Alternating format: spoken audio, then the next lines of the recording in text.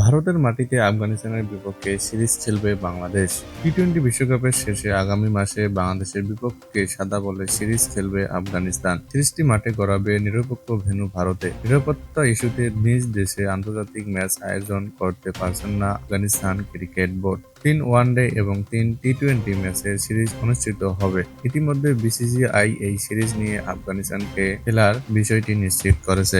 জুলাইয়ের শেষ ও আগস্টের প্রথম সপ্তাহে বাংলাদেশের বিপক্ষে সাদা বলের 2 ফরম্যাট সিরিজ খেলবে আফগানিস্তান। সবকটি ম্যাচ মাঠে করাবে গ্রেটার নয়ডার শহীদ বিজয় সিং প্রতীক স্পোর্টস কমপ্লেক্সে।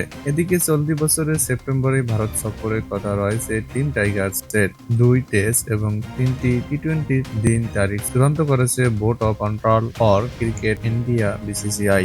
আফগানিস্তান ও বাংলাদেশ ওয়ানডে সিরিজের আনুষ্ঠানিক সূচি: প্রথম ওয়ানডে 25শে জুলাই, দ্বিতীয় ওয়ানডে 27শে জুলাই এবং তৃতীয় ওয়ানডে 30শে জুলাই। আফগানিস্তান ও বাংলাদেশ টি-টোয়েন্টি সিরিজের আনুষ্ঠানিক সূচি: প্রথম টি-টোয়েন্টি 2 আগস্ট, দ্বিতীয় টি-টোয়েন্টি 4 আগস্ট, তৃতীয় টি-টোয়েন্টি 6 আগস্ট।